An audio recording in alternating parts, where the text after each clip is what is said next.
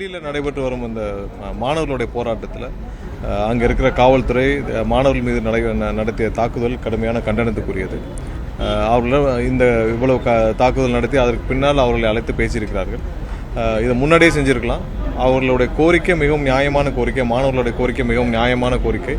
So அந்த கோரிக்கைகள் 3 கோரிக்கைகளையும் பரிசீலித்து விரைவாக நிறைவேற்றப்பட வேண்டும். ஏன்னா அது அவருடைய கோரிக்கை மட்டும் இல்லை, ஒட்டுமொத்த இந்தியாவில் பெரும்பாலான மக்களுடைய கோரிக்கையாக அவர்கள் சொல்லியிருக்கிறார்கள். அதை அவர்கள் கண்டிப்பாக ஒன்றிய அரசு நிறைவேற்ற வேண்டும். மாணவர்கள் மீது நடத்தப்பட்ட தாக்குதலுக்கு எங்களுடைய கண்டனத்தை தெரிவித்துள்ளோம். வேறு ஏதாவது கேள்வி? நம்ம நீட் தேர்வு விடுக்குங்கிறது நமக்கு மிகப்பெரிய நம்ம கோரிக்கை ஒன்று. நம்ம தேர்தல் இருக்கேன் அப்படி சொல்லியிருக்கோம். ஆனால் இதற்கு ஒரு தமிழக வெற்றி கழகத்தின் தலைவராகவும் முதலமைச்சராகவும் இல்லை, நம்ம முதலமைச்சருக்கு இது வரைக்கும் கண்டன அறிக்கை தொடர்பாகவும் இந்த கேள்வித்தாள் தொடர்பாகவும் வராது. நீட்டு நமக்கு தேவையில்லை. நீட் தேர்வு மாணவர்களுக்கு எதிரானது, பெற்றோர்களுக்கு எதிரானது. நீட் தேர்வு தேவையில்லை என்பது எங்களுடைய நிலைப்பாடு. அதில் எந்த மாற்று கருத்தும் கிடையாது. ஆனால் இதை கண்டிப்பாக ஒன்றிய அரசினால் தான் இதை தடுக்க முடியும். ஏன்னா போன அரசில் சொன்னாங்க, உதயநிதி சொன்னார், ஒரு ரகசியம் இருக்குன்னு சொன்னார். அந்த மாதிரிலாம் ஒரு பொய்யான கருத்தை நாங்கள் சொல்ல முடியாது. மக்களுக்கு ஒரு பொய்யான நம்பிக்கையை சொல்ல முடியாது. உதயநிதி என்ன சொன்னார், எனக்கு ஒரு ரகசியம் இருக்குது, நாங்கள் வந்து ரத்து செய்யணும், அப்படி பண்ண முடியாது. ஏன்னா அது ஒன்றிய அரசு நிறைவேற்றியது, அவங்க பார்லிமெண்ட் நிறைவேற்றியது, சுப்ரீம் கோர்ட் கொடுத்த ஆர்டர்னு பேரில். ஸோ அவர்கள்லாம் இதுக்கு ஒரு முடிவை கொண்டு வர வேண்டும். ஸோ அதுக்கான நீட்டு வேண்டாங்கிறது எங்களுடைய கருத்து. அதில் எந்த மாற்று கருத்தும் கிடையாது. நீட்டு மாணவர்களுக்கு கண்டிப்பாக எதிரானது. இதனால் நீட்டுனால ஒரு தரமான குவாலிட்டியான நாங்கள் மருத்துவர்களை உருவாக்கும்ங்கிறது பொய்யாகிவிட்டது. ஏன்னா அதில் நடந்த குளறுபடிகள் இப்போ மட்டும் இல்லை, எல்லா வருஷமும் நடந்த குளறுபடிகள். ஒவ்வொரு வருஷம் நீட்டில் அதிகப்படியான குளறுபடிகள் நடந்திருக்கு. எவ்வளவு ஆயிரக்கணக்கான பேர் குளறுபடியின் காரணமாக தரமற்றவர்கள் இன்னைக்கு மருத்துவர்களை சேரக்கூடிய வாய்ப்புகள் அமைஞ்சிருக்கு. இது அனைத்தும் ஒன்றிய அரசுடைய அந்த நிர்வாகத்துடைய முழு ஃபெயிலியர். ஒரு தடவை நடக்கலாம் தப்பு, எல்லா வருஷமும் தவறு நடக்குது என்றால் ஒரு தேர்வை நீங்கள் சரியாக நடத்த முடியாத அளவிற்கு உங்களுடைய நிர்வாகம் இருக்குது. அதற்காக கண்டிப்பாக அந்த தேர்வே தேவையில்லை. அதுலேயும் இவ்வளவு குளறுபடி. கண்டிப்பாக இது அனைத்திற்கும் எங்களுடைய கண்டனத்தை தெரிவிக்கும். முதலமைச்சர் கண்டனம் தெரிவித்தா இன்னும் கொஞ்சம் ஸ்ட்ராங்கா இருக்குன்னு சொல்லிட்டு நிறைய பேர் இல்ல அது கட்சி சார்பாக நாங்கள் எங்களுடைய கண்டனத்தை, எங்களுடைய நிலைப்பாடும் எப்பயும் தெரிவிச்சு விட்டோம். ஸோ இதுல கண்டிப்பா இதுல எந்த மாற்று கருத்து இல்லை. அதுல எந்த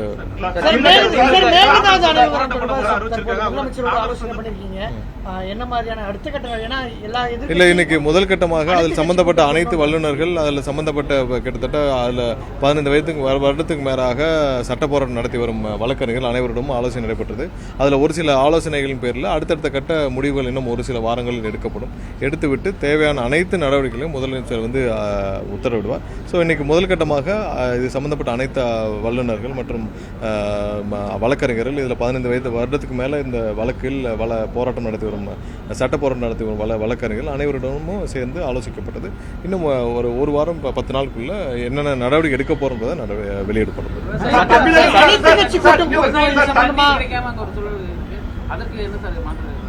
இல்ல அதில் தேவையான நடவடிக்கைகள் இருக்கிறதா நான் பேசிட்டு இருக்கோம். நம்ம வெளியிடுவோம். தமிழகத்தில் நடப்பது சட்டத்தின் ஆட்சியா சாத்தானின் ஆட்சியான்னு சொல்லிட்டு முன்னாள் முதல்வர் சொல்லியிருக்காரு. விளாத்திக்குளம் எம்எல்ஏ கைது தொடர்பாக ஒரு அறிக்கை. இல்ல ஒரு விஷயம் எல்லாரும் தெரிஞ்சுக்கணும். விளாத்திக்குளம் எம்எல்ஏ பேசினதை எல்லாரும் பார்த்துருப்போம்.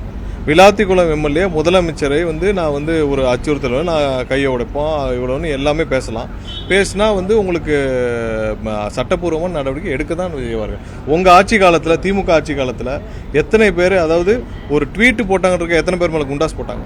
ஒரே ஒரு ட்வீட்டு முதல்வருக்கு எதிராக, அதுக்கு எத்தனை பேர் மேல் குண்டாஸ் போடப்பட்டது? ஒன்றும் இல்லை, ஒரு வயதான பாட்டி ஒருத்தவங்க முதல்வருக்கு எதிராக ஒரு வார்த்தை பேசினாங்கன்னு சொல்லிட்டு ஒரு 70 வயதுக்கு மேலே ஒரு பாட்டியை பிடிக்கிறதுக்கு 5 தனிப்படைகளை அமைச்ச அரசு தானே முன்னாடி இருந்த திமுக திரு ஸ்டாலின் தலைமையிலான அரசு. ஸோ அதெல்லாம் இல்லை. இங்கே ஒருத்தர் மேடையில் போய் ஒரு சட்டமன்ற உறுப்பினர், ஒரு 3ஆம் தர நபர்லாம் பரவாயில்ல, ஒரு சட்டமன்ற உறுப்பினர் முதல்வரை பற்றி அவதூறாக நான் கொலை மிரட்டு விடுக்கும் அளவிற்கு பேசினால் அது கண்டிப்பாக சட்டம் ஒழுங்கு பிரச்சனை, சாதாரண பிரச்சனை இல்லை. ஒரு சட்டமன்ற உறுப்பினர் ஒரு 3ஆம் தர நபர் ரோட்டில் போகிறப்ப பேசிட்டு வரோன்னா நீங்கள் விட்டு போயிடலாம். பட் நீங்கள் ஒரு சட்டமன்ற உறுப்பினர் மைக்கை பிடிச்சி எல்லாரும் முன்னாடி பேசிட்டு இருந்தால் அது சட்டம் ஒழுங்கு பிரச்சனை. ஏன்னா அந்த இடத்துல வேற கட்சி, இப்போ எங்கள் கட்சியினர், அப்போ பொதுமக்கள் போவாங்க. ஸோ அவர்கள் அதை கேட்கும் பட்சத்தில் அங்கே என்ன பேசுவாங்க? ஒரு பெரிய கைகலப்பு தானே உருவாகும். ஒரு சட்டமன்ற உறுப்பினர் மைக்கு போட்டு என்ன பேசணும் இருக்குல்ல, நீங்கள் என்ன வேணாலும் பேசணுன்றதுக்கு சட்டப்படியான ஒரு கம்ப்ளைண்ட் கொடுக்கப்பட்டிருக்கு. அந்த கம்ப்ளைண்ட் பேரில் காவல்துறை அடுத்த கட்ட நடவடிக்கை போகிறாங்க. சட்டப்பூர்வமாக நடந்துட்டு இருக்கு. இதில் எந்த விதிமுறையில் எதுவும் கிடையாது. முட்டாள் முதல்வர் சொல்லிட்டு கடந்த ஆட்சியில் சொன்னாங்க, அப்போ நாங்கள் அமைதியாக தான் இருந்தோம்னு சொல்லிட்டு யாரும் கொலை மிரட்டல் விடுக்கவில்லை. சரியா? யாரும் கையை உடைப்போம், காலை உடைப்போம், எலும்பு உடைப்போம், நாங்கள் உள்ள வீடு பூந்து கையை உடைப்போம், இப்படிலாம் யாரும் பேசலை. அப்படி யாராவது சட்டத்திற்கு எதிராக ஒருத்தருக்கு கொலை மிரட்டல் விடுக்கும் வகையில் பேசி இருந்தால் அது சட்டப்பூர்வமான தப்பு, அதற்கு வழக்குகள் வரும், வரதான் செய்யும். உங்கள் ஆட்சியில் ஒரு ட்வீட்டுக்கு எத்தனை பேர் மேலே குண்டாஸ் லிஸ்ட் எடுத்து பாருங்கள். எத்தனை பேர் மேலே குண்டாஸ் போட்டீங்க? மாப்பிள்ளை சொன்னால் குண்டாஸு, பையனை சொன்னால் குண்டாஸு, அப்போ இருந்த முதல்வர் திரு ஸ்டாலின் அவர்களை சொன்னால் குண்டாஸ் தானே போட்டீங்க. எத்தனை பேர் மேலே கடுமையான வழக்குகள் போட்டீங்க? 30-40 வழக்குகள் போட்டீங்க, எல்லாம் போட்ட செஞ்சீங்கல்ல. இது கொலை மிரட்டல் முதல்வர் மீது விடுக்கப்பட்டால் அது கண்டிப்பாக சட்டவிரோத செயல். அதுவும் பொது வெளியில் நீங்கள் மைக்கு பிடிச்சி பேசினா கண்டிப்பாக சட்டப்பூர்வமான நடவடிக்கை எடுக்க தான். மழைக்கால கூட்டத்தொடரில் இன்னைக்கு மழைக்கால கூட்டத்தொடரில் அச்சுறுத்தல் இருப்பதா முன்னாள் அமைச்சர் கீதாஜீவன் வந்து தெரிவிச்சிருக்காரு. Normal procedure. அவர் ரிமாண்ட் பண்ண கொண்டு போகிறாங்க. இது நார்மல் ப்ரொசீஜர் தானே. இதில் என்ன உயிருக்கு அச்சுறுத்தல் இது போது இவங்க எல்லாம் எப்படி ட்ராமா பண்ணுறாங்க.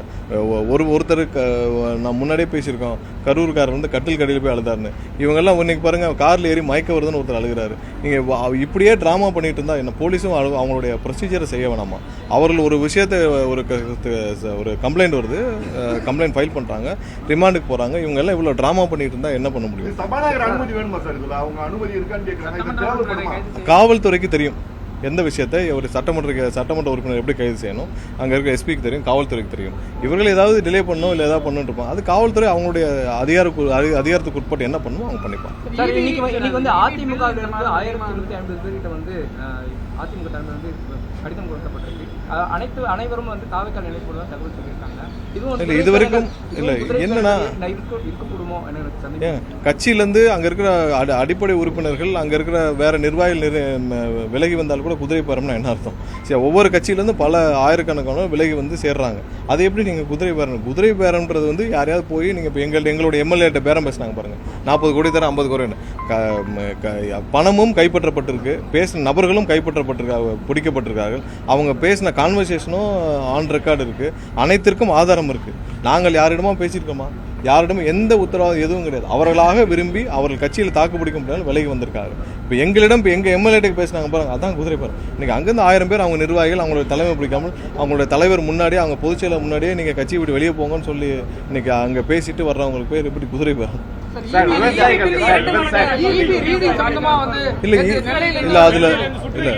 இல்ல அந்த சுற்றறிக்கை பொதுவான சுற்றறிக்கை. அதுல என்னன்னா, எல்லாரும் பொதுமக்களுக்கு இடையூறு இல்லாமல் எல்லாரும் திரும்பவும், ஏன்னா நிறைய இடத்துல இந்த மாதிரி சோசியல் மீடியாவில் வந்துச்சு, ஸ்பெசிஃபிக்கா எந்த கம்ப்ளைண்ட்ஸும் இல்லை. ஏன்னா சோசியல் மீடியாவில் தொடராக இந்த ஒரு சில ஐடி விங் சம்பந்தப்பட்ட நபர்கள் பரப்பிட்டு வந்தாங்க. அதனால சுற்றறிக்கை பொதுமக்களுக்கு இடையூறு இல்லாமல் எல்லாருக்கும் போய் நீங்க போய் இந்த தரமா செக் பண்ணுங்க, திரும்பவும் செக் பண்ணுங்கன்னு சொல்லி பொதுவாக விடப்பட்ட சுற்றறிக்கை.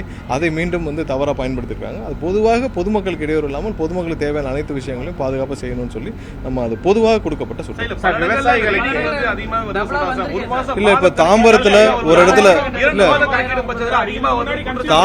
ஒரு சில இடத்துல சொல்லியிருக்காங்க, அது வேலிடேட் பண்ண அந்த தெருவில் ஃபுல்லா எப்படி இருக்குன்னு திரும்ப அசஸ்மெண்ட்டை வேலிடேட் பண்ண சொல்லியிருக்கோம். ஒரு சில இடத்துல அந்த ரீடிங் இருக்கிறவங்க தவறு செய்திருக்காங்க என்னன்னு சொல்லி பாக்குறதுக்கு வேலிடேட் பண்ணியிருக்கோம். அங்கேயும் தெளிவாக சொல்லியிருக்கோம், யாராவது அசஸ்மெண்ட் எடுக்கிறவங்க, ஏன்னா அசஸர்ல நம்ம ஷார்டேஜ் இருக்கு. அசஸரில் இன்றைக்கி 5500 பேர் இருக்க வேண்டிய இடத்துல 800 பேர் தான் இருக்காங்க. ஸோ அசஸரில் ஷார்டேஜ் இருக்குது. அந்த மாதிரி யாராவது தவறுதலாக எடுத்திருக்கும் பட்சத்தில் அவர் மீது நடவடிக்கை எடுக்கவும் நம்ம உத்தரவிட்டு சொல்லியிருக்கோம். அது சம்மந்தமாக நாளை காலையில் கூட சிஎம்டி லெவலில் அனைத்து மண்டல அளவுலையும் அந்த நிர்வாக அளவுலையும் வீடியோ கான்ஃபரன்சிங் மூலமாக மீட்டிங் ஏற்பாடு செய்யப்பட்டிருக்கு. யாராவது அசஸ்மெண்ட்டில் தவறு செய்திருந்தால் நீங்கள் திரும்ப ரீஅசஸ்மெண்ட் பண்ண சொல்லியிருக்கோம். ரீஅசஸ்மெண்ட் பண்ணிவிட்டு அசஸ்மெண்ட்டில் தவறு செய்திருந்தால் கண்டிப்பாக கடுமையான நடவடிக்கை எடுக்கும் சொல்லியிருக்கோம். இல்லை எல்லாம் அட்ஜஸ்ட் ஆயிரும்ல. சரி, நீங்கள் எல்லாமே நீங்கள் டிஜிட்டலைஸ்டு, நீங்கள் மீட்டர்ஸும் ஒவ்வொரு ரீடிங்கும் டிஜிட்டலைஸ்டு, அட்வான்ஸாகவும் அது உள்ள டெபாசிட்டாக தான் இருக்க போது, அட்ஜஸ்ட்மெண்ட் ஆகிடும். தவறு செய்திருந்தால் கண்டிப்பாக நடவடிக்கை எடுக்கப்படும் சொல்லியிருக்கோம். ஆல்ரெடி அதை சொல்லி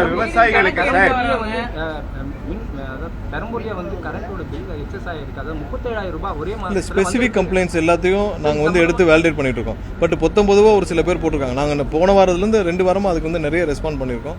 எங்கெல்லாம் இதுவரைக்கும் தவறுகள் கண்டுபிடிக்கப்படவில்லை. நீங்கள் ஒரு 3 நாட்களாக இது சம்மந்தப்பட்ட விஷயங்கள் ரைஸ் பண்ணிகிட்டே போகிறாங்க.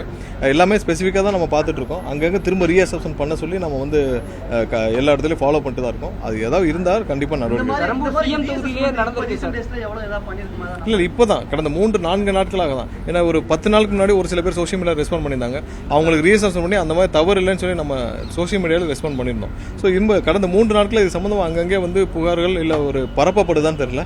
ஸோ அதனால் வர்ற புகார்களை வைத்து நம்ம ரீஅசஸ்மெண்ட் ஒரு சில இடங்கள்ல தான் இப்ப நான் சொல்ற குறிப்பிட்டது ஒரு 7-8 இடங்கள்ல சொல்லியிருக்காங்க. அது ரியேசன் உத்தரவிட்டிருக்கோம். சார், இந்த மேகதாது விவகாரத்துல அனைத்து கட்சி கூட்டம்னு சொல்லிட்டு இல்ல கேட்டுட்டு இருக்காங்க. இதுல நிறைய நடவடிக்கைகள் எடுக்கிறதுக்கான ஆய்வுகள் இன்னைக்கு முதலமைச்சர் அனைவரையும் அழைத்து ஆலோசித்தார். கண்டிப்பா 10 நாட்களுக்குள்ள அதுக்கு என்னென்ன நடவடிக்கைகள், என்னென்ன மாதிரியான நடவடிக்கைகள் தமிழக அரசு முதல்வர் எடுப்பார் என்பதை முதல்வர் ஆலோசனை முடிந்த ஒரு 10 நாட்களுக்குள்ள முடிவில் எடுக்கப்பட்டு முதல்வர் வாயிலாக அறிவிக்கப்படும். நன்றி.